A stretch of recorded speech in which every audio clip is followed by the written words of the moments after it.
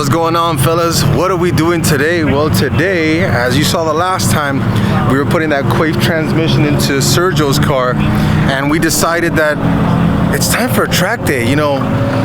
And every time we come out to the track, we're always the only Sentra or Sentras here. As we don't prep for one event a year, we try to keep our cars ready for the whole year, except for me, of course. Yeah, sure. Go. Put it in the comments. Put it in the comments. But we went ahead and put that transmission in there. Sergio went ahead and finished installing the distributor while I was gone. And thanks again, Tyler, for that distributor. Put a new cap, new rotor, new gasket, new O-ring in it. Set the timing. The car was tuned on 15 degrees of timing, so that's where we left it. So new spark plugs, and it's ready to go. That's all it really needed. It's just a clean, technically, because with the last time we tracked the car, it's the last time I got an oil change, which was late to mid last year. So the oil was still clean, but we still replaced it. So everything is good on that end. So we're gonna see what Sergio can do today and what he feels as far as the difference goes with the new Quaife transmission. So we're gonna go ahead and follow. You guys are gonna see a couple of his laps, but let's go ahead and see the car activated in full track mode. Shout outs to those guys in Florida setting that convention up. You guys are welcome for the goodie box, especially you, Jay. Little wink for you. All right, so we went ahead and installed new NT01s on his 949 Racing 6 ULs. These are 15x8 plus 35, if I'm not mistaken. Might be 36, but I'd have to check on that. You guys will see it up here if I'm correct myself at a later date. So the car is running on an 11.75 Willwood kit with g-loc R10s. Shout out to Danny out there at g-loc, always supporting me and the community at large. So if you guys need brake pads, hit up Frank Ewald on Facebook. That's the man to hit up. You can ask me for pricing, but again, I'll forward you to Frank Ewald. That is the man. He is a dealer for g-loc. I'm just a guy. Also, what we did the last time as well, you saw in the previous video, we went ahead and installed the roll cage. So we left the back seats in there because as we rolled in here, Sergio actually rode in the back while I actually drove. So it was quite interesting when we rolled in here and the lady at the front gate looked in the car, realized that we have all this track stuff in here, and Sergio sits in the back. Maybe I'll post a picture of that later in the video. Everything's ready to go. Again, we just try to keep our cars in the ready so that whenever we're ready to come and track, we go ahead and do that. This will be the last track day on the stock crank pulley. This one's still running a stock crank pulley, so we haven't replaced it with the ATI yet, but Sergio has that on order, so this is also going to get that ATI pulley as well, so you can join the ATI club. And if you guys like videos like this with information on useless B13 stuff, like and subscribe, or even thumb me down. That's fine with me too, as long as you guys are watching it all the way through.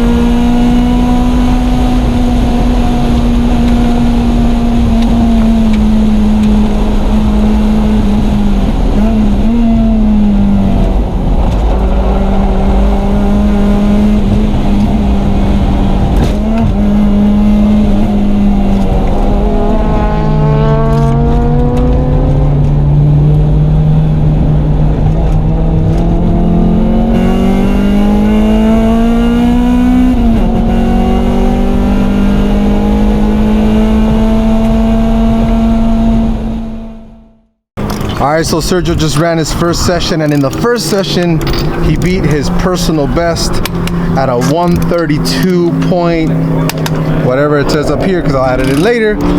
How'd the car feel, bro? It feels completely different to the last time I tracked it. Word up. How's that Quaife transmission, though? I haven't found the limits of it. It just keeps on grabbing and grabbing. Hey, Uncle Sorry. Grandpa. God damn. You'll have your own episode next. Chill out. Damn, bro. So you haven't found the limits of the transmission yet? Not yet. The car's still, it's new to me. So I'm just trying to figure out the track. I'm able to go in deeper and wider. Oh, that's and I'm carrying more speed, but that's a nice trick. But I'm losing speed where in other areas where I was more comfortable with the car's previous setup. So, are you finding more grip with the car? Oh yeah, the car's just like I point it and it goes.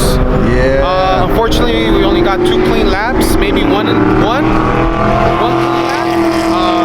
There was a lot of traffic. Yeah, I saw you guys out there. There was a lot of traffic in your run group, but hopefully as the day goes on and everybody else breaks down and the Sentras keep living, we'll have a cleaner lap. I'll actually be able to get to drive Sergio's car at least one session at the end of the day, but you guys will see his next session. I'll add it here, so we're gonna go ahead and go to that video in a second. But again, what Sergio was just doing just now, actually, when I caught him and I interviewed him, he was actually retightening your lug nuts, or his lug nuts. The reason why you want to do that is you got to check them after every session. Metal expands, aluminum expands, depending on what style lug nut, what material lug nut you're running. Again, they do expand, so you want to check them after every session because they will come loose. Now we know. And knowing is half the battle. G.I. Joe! Unless you have cheap Chinese hubs that'll just come loose on their own for some reason. I don't know how that happens. But yeah, check your lug nuts, torque them down. He has a torque wrench there. Don't just tighten them, torque them down so that you know they're correct every time. You want to torque, not torque. You don't want to twerk? No. No? Oh, okay, my bad. All right, here's Sergio's video next. Boom.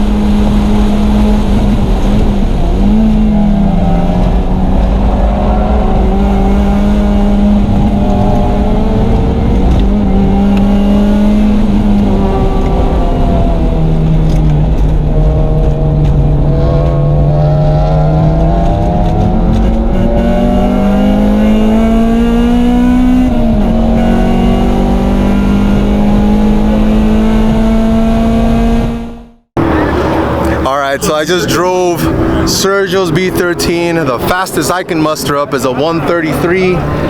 It's my first time in his car, and I can say that that diff, you can definitely feel it working and pulling me out of the corners. I point the car and it goes, but I was telling Sergio that one thing the car needs is, because by the third lap, the NTO1s were pushing. So I told him if he gets to go back out there again on the open run session, he needs to lower his tire pressures. Definitely lower his tire pressure so he can keep constant traction the whole session. So fantastic feeling with that diff. It's world of difference. That transmission feels fantastic. pass.